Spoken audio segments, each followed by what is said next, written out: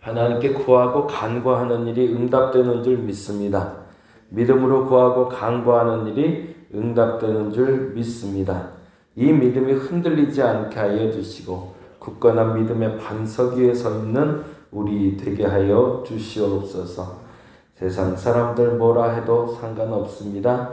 내 믿음은 변치 않고 하나님을 향하게 하여 주시며 변치 않는 내 믿음의 영광을 드러내 주시고 소망을 이루어 주시옵소서. 다시 한번 간구합니다. 우리의 필요를 아시는 주여, 우리에게 꼭 필요한 것을 주께서 공급하여 주시옵소서. 감사합니다. 고마우신 예수님 이름으로 기도드렸습니다. 아멘, 아멘. 오늘은 창세기 42장에 있는 말씀 같이 봅니다. 창세기 42장 24절부터인데요. 24절부터 38절까지 말씀인데 24절부터 31절까지만 보도록 하겠습니다.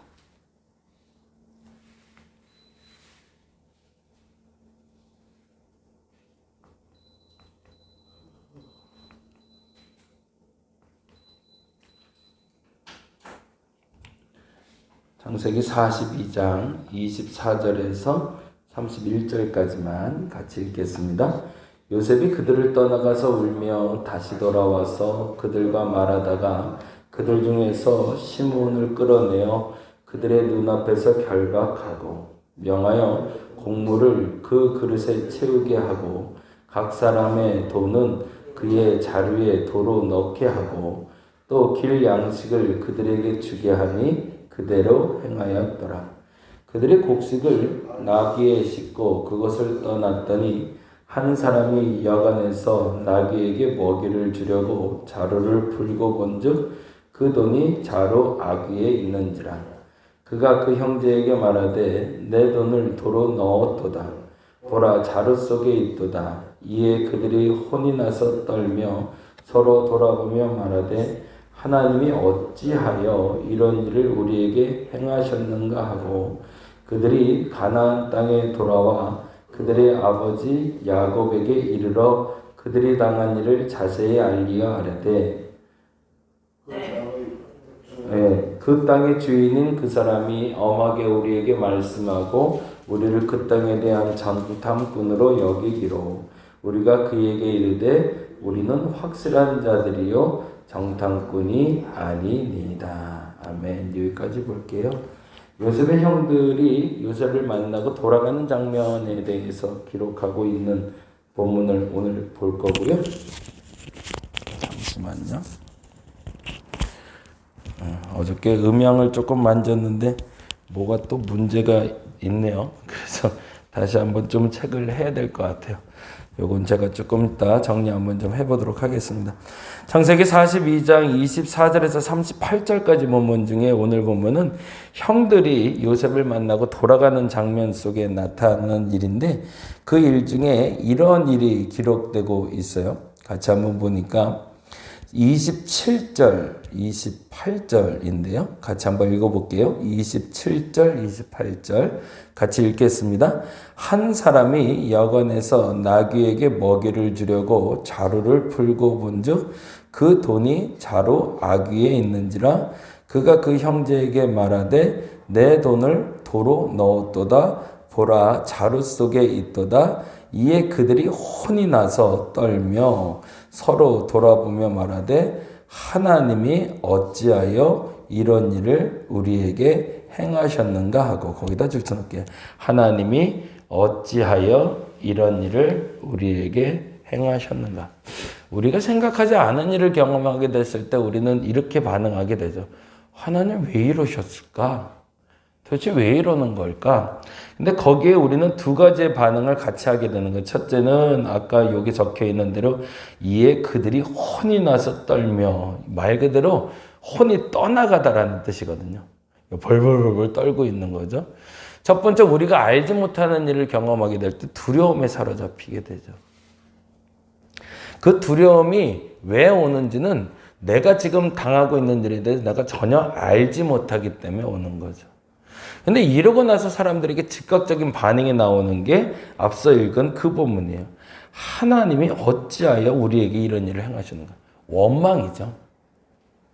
두려움이 찾아왔을 때 그 두려움을 해결하는 방법으로 사람들이 찾는 건 누군가를 탓하는 겁니다. 아, 왜 그랬지? 누가 그런 거야 도대체? 누구 때문이야? 라고. 근데 거기에 정답이 있을까요? 거기엔 정답이 없겠죠. 어저께 제가 이제 도서관 상반기 결산을 좀 했어요. 그래서 우리 새벽에 나오신 분들만 좀 알려드릴게요. 우리가 도서관 예산이 어떻게 되고 있는지 한번 말씀드리면, 지금 2022년을 시작할 때 우리가 처음에 예산으로 잡았던 게 처음에 요걸 봐야 되겠구나. 잠깐만, 요거 어딨냐? 네. 처음에 2021년에 2월금이 1,000만 원 정도 됐었고요.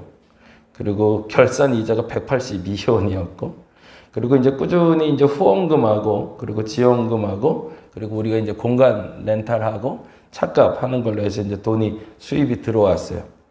그래서 올 지금 상반기 결산을 해보니까요. 상반기 수입이 10만 2,440원이네요. 꽤 많은 후원금이 들어와 주셔서 이 돈으로 아주 잘 사용을 했어요. 그리고 나서 지출액을 쭉 봤더니 이제 매달 제가 이제 지출 결산을 좀 정리하고 있는데, 이것저것 뭐 잡비며 수수료며 이런 거 다 계산했더니 요번 달까지 쓴 게 1,664만 2,640원을 썼더라고요. 많이 썼죠. 쓰기도 많이 썼고 들어오기도 많이 들어왔고. 그러고 나서 결산을 하고 이제 소득 정리하고 지출 정리하고 계산을 했더니 제 계산 속에 490만 9,830원이 되는 거예요. 이렇게 막 계산기를 두드려 봤더니. 그런데 통장에 찍힌 걸로 마지막 잔액하고 이거 맞아야 되잖아요. 그래야 이제 결산이 되는 거니까. 저는 490만 9,830원인데 통장에는 490만 9,079원이에요. 아무리 따져봐도 이게 40원이 비어요. 490만 9,830원인데 아무리 계산해도. 근데 통장에 찍힌 건 490만 9,790원. 아, 이거 어떡하지? 이게 짜증이 나기 시작하는 거예요. 근데 아무리 찾아도 답을 못 찾겠어요. 그래갖고 통장을 몇 번 넘겨봤어요. 그러고서 계속 계산을 했는데 한 가지 제 실수가 생겼어요. 결산 소득세라는 게 붙었더라고요. 그래서 그게 마이너스가 40원이 된 거예요. 근데 그거를 제가 복사해 놓고서 이렇게 통장을 복사해 놓고 정산했는데 그게 하필이면 이 불빛에 잘못 복사가 돼갖고 그 부분이 이렇게 지워진 거였어요. 그래갖고 그거 40원이 지워져 있었더라고요. 그래서 그걸 못 보고 그 40원 때문에 한 1시간을 헤맸나 봐요. 이게 내 돈이면 그냥 비면 채워넣으면 되고 모자라면 그냥 가져가면 되는데 공금이란 말이죠. 사실 이게 불편해지는 게 40원 갖고 뭘 그러냐라고 말할 수도 있어요. 근데 이게 철저하게 후원금으로 운영되는 건데 이 후원금에 40원이 빈다는 게 내게는 굉장히 불편함이 되는 거죠. 더 중요한 건 40원이 남는다는 게 문제가 되는 거죠. 그러면은 분명 계산이 잘못된 거니까. 은행에서도 돈이 모자르면 차라리 내 돈으로 채워놓으면 그냥 끝나는 일이니까 빨리 끝날 수가 있어요. 근데 문제는 돈이 남을 때가 문제거든요. 근데 형들에게 일어난 일이 그 일이 발생하고 만 거예요. 요셉을 만나고 돌아오면서 곡식을 걷어갖고 왔는데 정말 고맙게도 곡식을 각 형제마다 하나씩 줬던 것 같아요. 그냥 한 사람에게 뭉텅이를 이만큼 준 게 아니라 물론 그렇게 하면 옛날에는 짐 나르기도 어려웠기 때문에 그 짐을 날라갈 수도 없어서 짐을 분산해서 줬겠죠. 근데 짐을 분산해서 줬다기보단 요셉의 마음이 참 고마운 거죠. 형이 10명이 왔으니 10명만큼의 분량의 곡식을 따로따로 줬던 겁니다.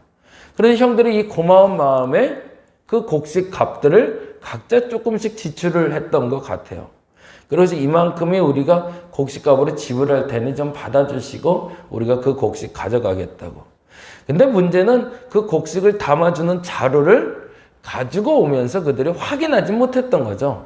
그냥 담아주니까 담아준 걸 낙에 싣고 출발을 했던 거죠. 근데 와갖고 뚜껑을 열어보니 이렇게 됐더라는 거죠. 26절, 27절입니다. 같이 한번 읽어볼게요. 그들이 곡식을 나귀에 싣고 그곳을 떠났더니 그곳이 어딜까요? 요셉을 만났던 애굽이겠죠. 그리고 27절에 보니 이렇게 되어 있네요. 한 사람이 여관에서 나귀에게 먹이를 주려고. 그 한 사람이 누군지는 밝히지 않고 있어요. 근데 중요한 건 한 사람이 여관에서 그것을 열어봤더니 어떻게 됐대요? 네, 자루를 풀고 본즉 그 돈이 자루 안에 있대. 돈이 남았다는 얘기잖아요. 다 주고 왔는데 이게 왜 남지? 이게 이제 불편함이 된 거죠. 그래서 그게 뭐로 찾아온 거예요? 두려움으로 찾아온 거죠. 근데 그 두려움 속에서 하나님이 어찌하여 이런 일을 우리에게 행하셨는가라고 말하며 형들은 뭐 했다는 거예요? 결국엔 하나님을 원망하고 다른 사람을 원망하고 있는 거죠. 그리고 나서 그 아버지에게 와서 이렇게 얘기합니다. 32절부터 이렇게 되죠. 32절 볼까요?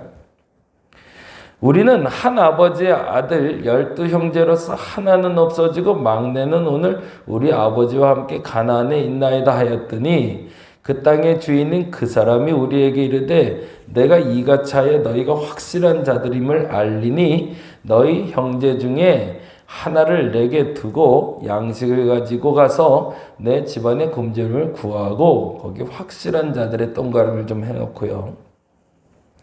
그리고 34절 보겠습니다. 너희 막내 아우를 내게로 데려오라. 그러면 너희가 정탐꾼이 아니요 확실한 자들임을 내가 알고 너희 형제를 너희에게 돌리리니 너희가 이 나라에서 무역하리라 하더이다. 거기 확실한 자들의 동가름 해놓을게요. 그리고 나서 아버지한테 말을 하는데 자기들 나름대로 뭐 하는 거죠? 있는 그대로 얘기하는 거죠. 근데 여기서 핑계대고 싶은 게 하나가 있었던 거예요. 우리가 확실한 사람들이다. 우리가 확실한 사람이다. 그걸 말하기 위해서 베냐민이 있다고 말했고 그게 있다고 말하기 위해서 자루 안에 모든 곡식을 담아올 때 우리 재산도 다 주고 왔다. 근데 여기서 하나 피해가고 싶은 말이 있었던 거죠. 그게 뭐냐면 누군지는 밝히지 않았지만 그 누군가의 자료에서 돈이 나왔다는 얘기를 아버지한테 고하고 자기들은 빠져나가고 싶었던 거죠. 근데 문제는 이렇게 된 게 문제였죠. 35절 볼까요? 그리고 나서 아버지 앞에서 자료를 썼는데 35절 같이 읽어봅니다. 각기 자료를 썼고 본즉 각 사람의 돈 뭉치가 그 자료 속에 있는지라 라고 되어 있어요. 그리고 나서 이렇게 얘기하죠. 그들과 그들의 아버지가 돈 뭉치를 보고 다 두려워하더니 각자에게 나눠줬던 자루 속에 각자가 주었던 돈을 그대로 다시 준 거죠. 형들은 그 누군가 하나만 핑계대고 나머지 9명은 또 빠져나가고 싶었는데 막상 뚜껑을 아버지 앞에서 열고 보니까 다 잘못한 게 된 거죠. 지금 하나님이 어찌하여 형들에게 이런 일을 벌이게 하셨을까요? 아주 단순한 한 가지를 그들에게 깨우치게 하기 위해서입니다. 정직하라는 거죠. 형들이 요셉이 죽었을 때 아버지에게 정직하게 보고했을까요? 아니요. 요셉은 죽지도 않았지만 죽었다고 보고했단 말이에요. 그 이후로 형들은 그 정직을 회복했을까요? 아니요. 점점 거짓말은 거짓말을 더하기 시작했을 겁니다. 왜 요셉이 형들의 잘못을 계속 아버지에게 고했을까요? 요셉이 팔려가기 전부터 형들은 끊임없이 아버지에게 거짓말을 했거든요. 그래서 형들 또 거짓말해요. 너 그거 좀 하지 마. 그랬더니 또 가서 아버지한테 또 거짓말하니까 형들 또 거짓말해요. 그랬더니 그 말이 형들은 너무 미웠던 거죠. 그래서 요셉을 팔았는데 요셉을 팔고 나서도 과거에 그 잘못된 습관을 고치지 못했더라는 거죠. 그러자 마지막에 그들의 생명을 살리려고 보냈던 애굽에서 그들에게 하나님이 첫 번째 던지는 질문은 과거부터 지금까지 너희 몸속에 뿌리 박혀 있는 잘못, 그거부터 뽑아내라고 얘기하고 계시는 겁니다. 너희들의 생명이 살기 위해서 제일 먼저 해야 될 일이 있는데 그 일이 뭐냐면 과거 요셉 때부터, 아니 요셉이 태어나기 전부터 너희 안에 뿌리 깊게 박혀 있었던 불신, 부정직, 이 부분을 해결하지 않으면 너희의 문제는 해결되지 않는다고 하나님은 알려주고 계신 거죠. 그리고 그 일을 위해서 요셉은 각 자루 속에 그들의 돈을 넣어놓게 되는 거죠. 그리고 그 일이 하나님이 하신 것인 줄 알며 이들은 뭐를 만들어가기 시작하는 거죠? 정직하게 사는 법을 배워가기 시작하는 거죠. 때때로 내가 생각하지 않은 엉뚱한 일이 내게 벌어질 때가 있습니다. 그리고 때때로 예측하지 못하는 당황스러운 일이 벌어질 때가 있어요. 그런데 그때 내 첫 마음이 두려움으로 온다면 그때는 첫 번째 이렇게 생각해야 됩니다. 내게 뭔가 실수가 있었구나. 근데 만일에 이것이 확실해진지 아닌지 알 수 있는 방법은 뭐냐면 그 두려움이 왔을 때 누군가를 핑계대고 있다면 사실은 거의 100% 내가 먼저 잘못한 게 있습니다. 뭔가가 잘 안 돼요. 뭔가가 잘 안 풀리는 것 같아요. 그런데 그때 갑자기 확 두려움이 왔어요. 근데 그 두려움이 다음 스텝을 갈 때, 그 다음 단계로 갈 때, 누구 때문 아닌가? 저 사람 때문 아닐까? 라고 생각될 때는 사실은 내 안에 뿌리 깊게 박혀있는 그 무엇을 하나님은 바꾸기 위한 시작임을 아셔야 된다는 겁니다. 형들에게는 그것이 정직이었다면 나에겐 그게 뭘까? 하나님은 그것을 해결하기 위해서 내게 예측하지 못하는 두려움을 만나게 하시고 핑계대게 하심을 알아서 그 두려움과 핑계 사이에 존재하고 있는 나의 죄를 뽑아내셔서 오늘은 좀 자유로워질 수 있는 저와 여러분 되시길 바랍니다. 전 어제 40원 찾아냈어요. 얼마나 감사했나 몰라요. 난 내가 뭔가를 좀 훔쳐간 건 아니지만 이 찝찝함이 내 마음을 두렵게 만들었고 혹시 내가 어디다 딴 데다 썼나? 왜냐하면 이 계산이 안 맞을 수밖에 없는 이유가 사실은 음료 팔면서 어디서 날라갔나? 돈이? 근데 음료는 1,000원 이하로는 팔아본 적이 없기 때문에 40원의 영향은 끼치지 않을 텐데 이게 뭘까? 그게 굉장히 불편했는데 누구 핑계도 댈 수 없고. 근데 그 답을 찾아냈을 때 마음의 자유함을 얻었던 것처럼 내 안에 불편함과 두려움이 찾아올 때 그 정답이 무엇인지를 알아서 그 신앙의 자유함뿐만 아니라 오늘의 자유함도 누릴 수 있는 저와 여러분 되시기를 간절히 바랍니다. 기도하겠습니다. 우리에게 일어나는 다양한 일들 가운데 예측할 수 없는 일이 일어나면 마음이 불편해집니다. 근데 그 불편해졌을 때 원망이 스물스물 올라오고 있다면 사실은 내 마음속에 무엇인가 죄가 있음을 먼저 알고 그 죄부터 먼저 털어내게 하여 주시옵소서. 누구 때문에? 저 인간 때문에, 저 사람 때문에 라는 핑계 이전에 형들은 정직을 회복해야 됐고 그 정직을 회복한 형들에게 하나님은 다가오고 계심을 알아. 내가 오늘 해결해야 될 문제가 무엇인지를 잘 알게 하여 주시옵소서. 감사합니다. 고마우신 예수님 이름으로 기도드립니다.